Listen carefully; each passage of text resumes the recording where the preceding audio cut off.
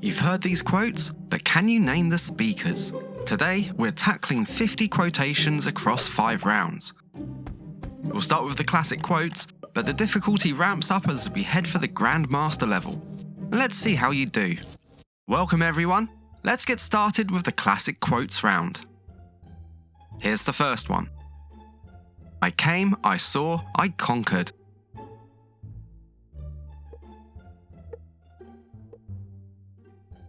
Yep, Julius Caesar, in a message to the Roman Senate after the Battle of Zela.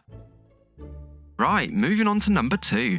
Float like a butterfly, sting like a bee.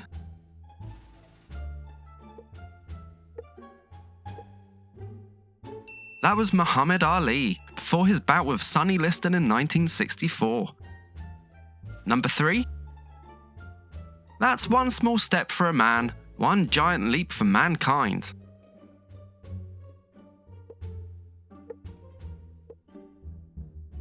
Yes, Neil Armstrong said that. Even though in the recording it sounds like for man, Armstrong always maintained he said for a man. Perhaps the missing article got lost in space somewhere. Next up is number 4. I have a dream.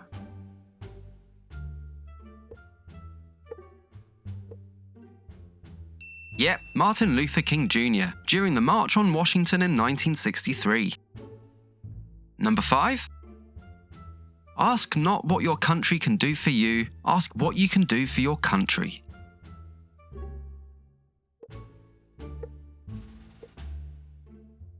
Yes, that was John F. Kennedy in his 1961 inaugural address. The 60s were a strong time for good quotes. For number 6, we're going back further in time. So, let them eat cake.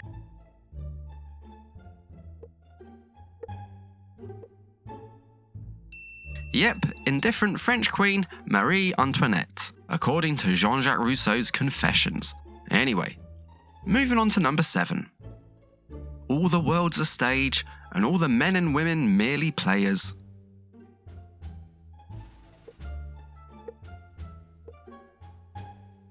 William Shakespeare, said by the character Jacques in As You Like It. Number 8 now. Football? It's the beautiful game.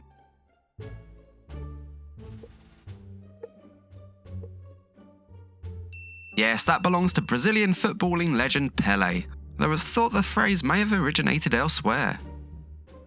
So, on to 9.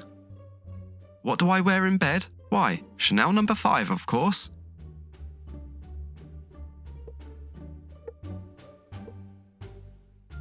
Yep, Marilyn Monroe said this, or words to that effect, in an interview in 1952.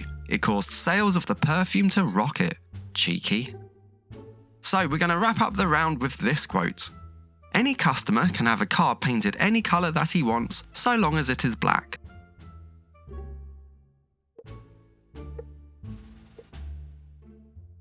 Yep, that was Motorine Supremo Henry Ford in his autobiography, My Life and Work. So, the next 10 quotes are all about science and technology. Starting off with this one. If I have seen further, it is by standing on the shoulders of giants.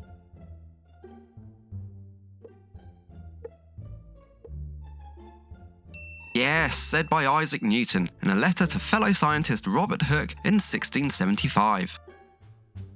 On to 12. God does not play dice with the universe.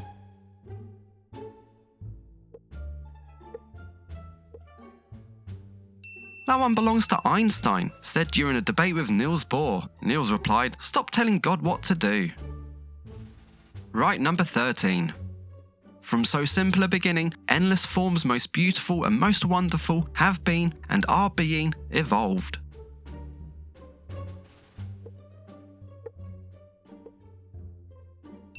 Yep, Charles Darwin wrote this. It was the final sentence of On the Origin of Species. So, 14 then. The interpretation of dreams is the royal road to a knowledge of the unconscious activities of the mind.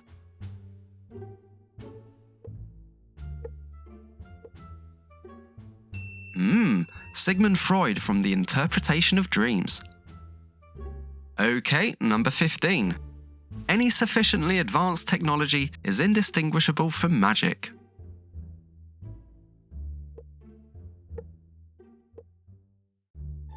Yep, that was sci-fi author Arthur C. Clarke. It's also known as Clarke's third law. On to 16.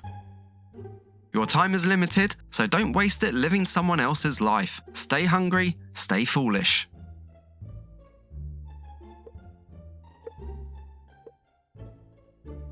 That was Steve Jobs in a speech at Stanford University. Right, number 17 now. We have discovered the secret of life.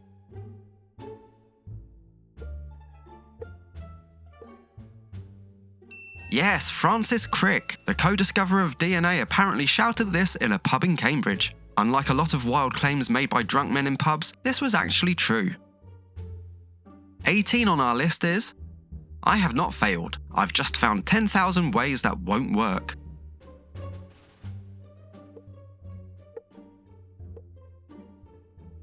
Yes, that was said by prolific inventor Thomas Edison.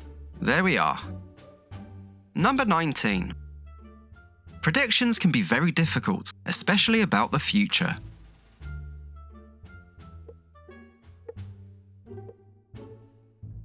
Yep, that was Niels Bohr, the same theoretical physicist who argued with Einstein mentioned earlier. And to finish off this round we have, however many ways there may be of being alive, it is certain that there are vastly more ways of being dead. Do you know? Yes, that's Richard Dawkins in the opening of his work, Unweaving the Rainbow. Okay, so the next 10 are all about power, politics and war. Let's start it off with this one. The buck stops here.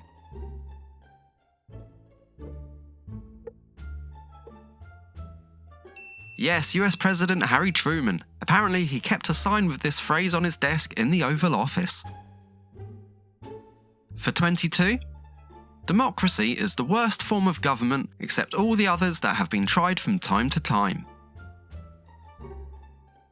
Any idea? Well, that was Winston Churchill. He was a highly quotable fellow, and there were a number I could have chosen, but I went with this one. 23 now. An army marches on its stomach.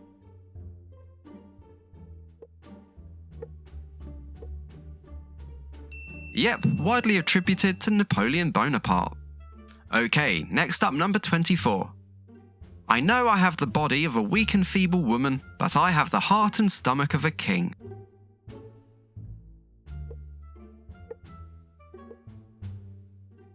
That was said by Elizabeth I to her troops while awaiting the Spanish Armada. Okay, so on to 25. The first method for estimating the intelligence of a ruler is to look at the men he has around him.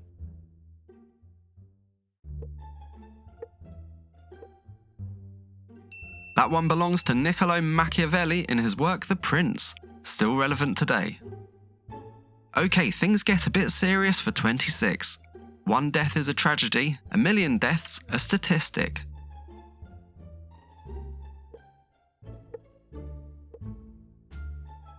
Yeah, Joseph Stalin. Chilling. Moving on to 27. The art of leadership consists in consolidating the attention of the people against a single adversary.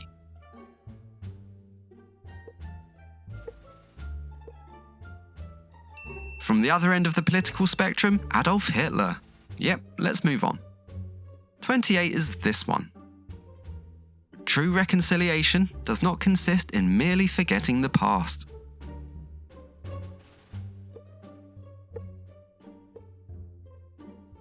Yes, that was Nelson Mandela. It was the key principle in his work with the Post-Apartheid Truth and Reconciliation Commission. Number 29. We must be the change we wish to see in the world.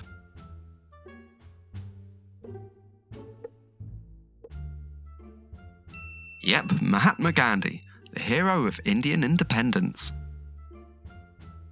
Okay, so here's the last quote for this section. I experimented with marijuana a time or two, and I didn't like it, and I didn't inhale.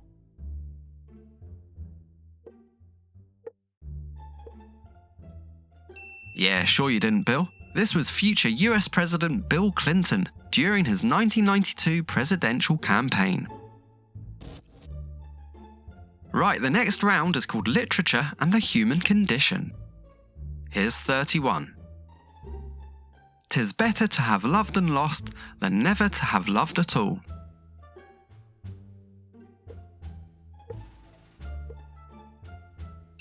Yep, Alfred Lord Tennyson, from his poem In Memoriam AHH. For our next quote we have, "We are all in the gutter, but some of us are looking at the stars."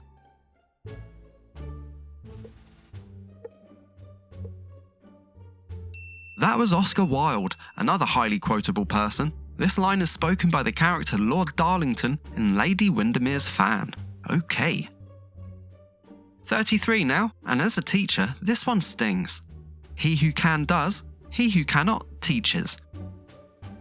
Have you heard this one? Yep, George Bernard Shaw in his play Man and Superman. As an English language teacher, this hurts. It's sort of true though. On to number 34. In the future, everybody will be world famous for 15 minutes.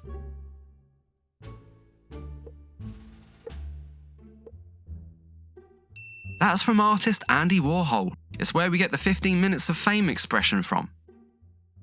For 35, life is a tragedy when seen in close up, but a comedy in long shot.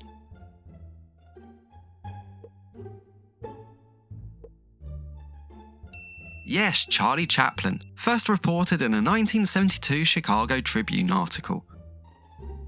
Number 36 then. Dream as if you'll live forever. Live as if you'll die today.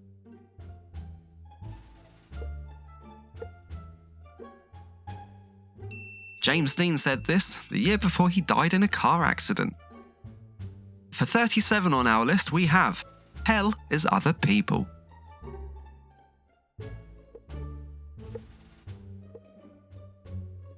Yes, it's Jean-Paul Sartre. The miserable French existentialist wrote this as the final line of his play No Exit. Okay, quote 38 brings us this one.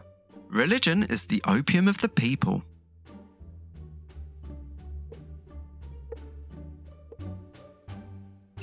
Yes, that was bearded arch-communist Karl Marx. He wrote it in the introduction to the catchily titled A Contribution to the Critique of Hegel's Philosophy of Right, just so you know. So, number 39. The female of the species is more deadly than the male.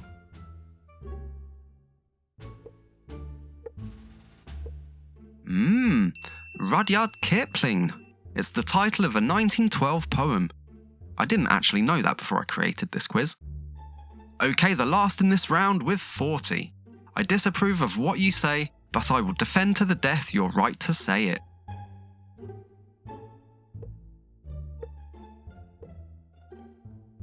This one is Voltaire, though it was actually written by his biographer as a summary of his stance on free speech. No one really knows that, so if you said Voltaire, you get the point. Right, so this round is the Grandmaster level, with the toughest quotes in the game, I think. Let's start with this one. Fortune favours the bold.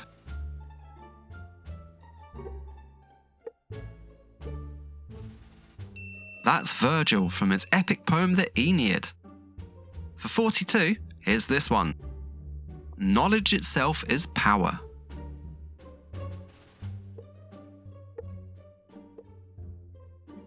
That was Francis Bacon from his work Sacred Meditations. It's where we get the knowledge is power phrase from. Number 43. There are three kinds of lies: lies, damned lies, and statistics.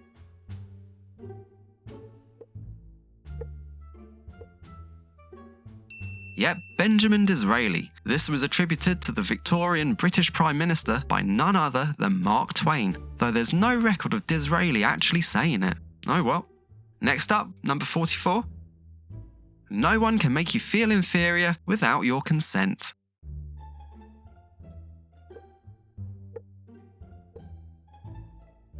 This one's by Eleanor Roosevelt, said during an interview in the 1930s. Good words to remember. Right, number 45. The line dividing good and evil cuts through the heart of every human being.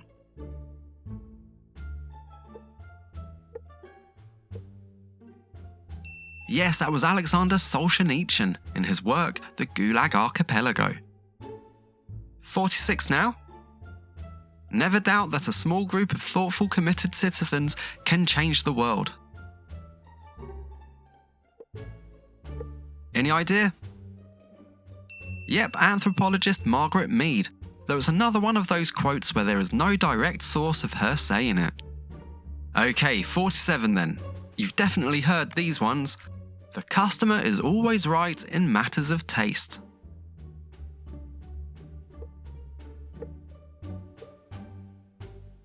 That was coined by Harry Selfridge, the retail magnate and founder of Selfridge's department store in London. The phrase was originally about fashion and style, not about the customer having their way when they're being rude. 48 now. Heaven has no rage like love to hatred turned, nor hell a fury like a woman scorned.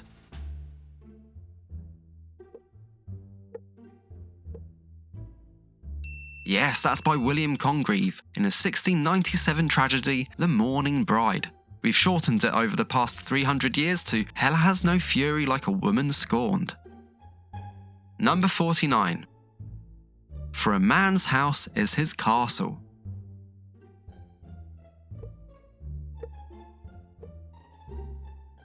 That was Edward Cook. It looks like Coke, but apparently we pronounce it Cook. This comes from a legal ruling in 1604 by the English jurist. Again, another one which people will recognise but generally not know where it's from. You might know it as a man's home is his castle, or an Englishman's home is his castle. So, there we are.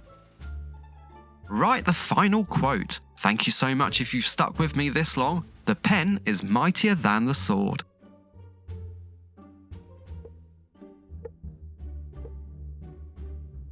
Well, you might have thought it's from Shakespeare, but alas, no. It's from a play by Edward Bulwer Lytton called Richelieu or The Conspiracy. And no, I hadn't heard of the play or the writer either. Very well done if you got that one.